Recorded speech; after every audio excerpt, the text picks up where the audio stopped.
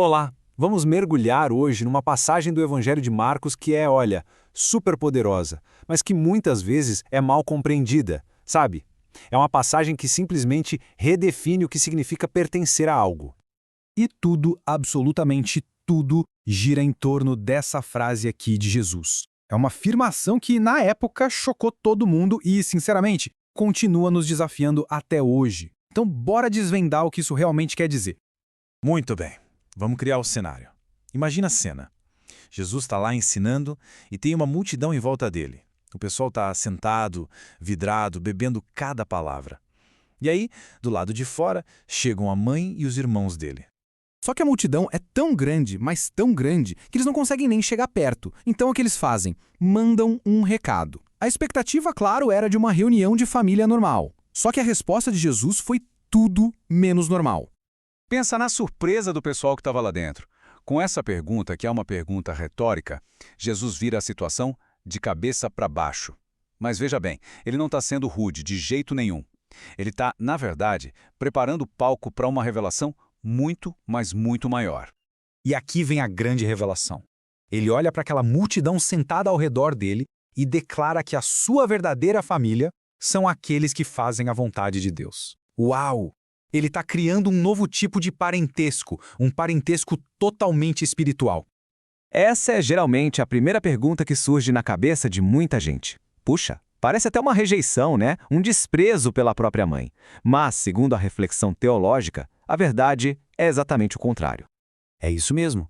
Longe de ser uma ofensa, o que Jesus fala é, na verdade, o maior elogio que ele poderia fazer a Maria.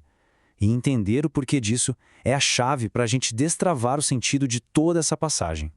Santo Agostinho tem uma explicação fantástica sobre isso. Ele diz que Maria é mais abençoada por ter acolhido a fé em seu coração do que por ter concebido a carne de Cristo. Então, quando Jesus define sua família como aqueles que fazem a vontade de Deus, ele está, na verdade, apontando para Maria como o exemplo perfeito. Ninguém cumpriu a vontade do Pai com tanta perfeição. Ele não anula os laços de sangue, ele os eleva, mostrando que a gente entra nessa família real do céu através da obediência. Ok, então se o critério é fazer a vontade de Deus, o que isso realmente significa? O catecismo dá um nome para isso: obediência da fé. E aqui está o ponto crucial, é uma submissão completa. Não é só concordar com as partes que a gente acha fáceis. Não. Envolve duas submissões bem específicas que são, assim, fundamentais. A primeira é submeter o intelecto. É como dizer, Senhor, eu não entendo isso 100%, talvez humanamente eu até discorde, mas eu submeto a minha inteligência à sua. A segunda é submeter à vontade. Sabe aquele momento em que se pensa, nossa, não estou com a menor vontade de perdoar, ou não quero ir à missa agora, mas a pessoa vai porque quer obedecer? Sem essas duas submissões, não existe obediência de verdade. Certo. Vamos trazer isso aqui para a nossa vida, para o dia a dia. Fazer a vontade de Deus não é um conceito abstrato perdido no tempo. É uma escolha concreta que aparece o tempo todo em oposição direta aos apelos do mundo. O mundo, com todos os seus apelos, muitas vezes nos escraviza, nos traz angústia. Já a vontade de Deus, que é sempre e somente amor, nos leva para a liberdade, para a paz, para a alegria. E a escolha entre um caminho e outro acontece todos os dias. E aí, o que significa fazer a vontade de Deus na prática, no concreto?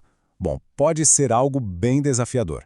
Pode ser liberar aquele perdão que está pesando no coração, sabe? Ou romper com um vício que escraviza, buscar a reconciliação com a família ou até mesmo simplesmente voltar para casa, para a comunidade de fé. E isso nos leva à promessa final que está escondida nessa passagem. Seguir esse caminho não é fácil de jeito nenhum, mas o destino prometido é a verdadeira felicidade. É preciso ser honesto aqui. Obedecer a Deus muitas vezes parece que arranca um pedaço da gente. Dói. É difícil, exige sacrifício, mas a promessa que vem junto com essa dificuldade, ela é transformadora. A mensagem é super clara. Felizes, bem-aventurados são aqueles que fazem a vontade de Deus. Essa é a grande consequência de ser reconhecido como parte da família dele. A felicidade não está nos apelos do mundo, mas sim em se abandonar à vontade do Senhor. E assim, a análise dessa passagem nos deixa com uma reflexão muito pessoal. Ao entender que a verdadeira família de Deus é definida pela obediência, a questão se volta para cada um de nós. O que a vontade de Deus significa na nossa vida hoje, agora?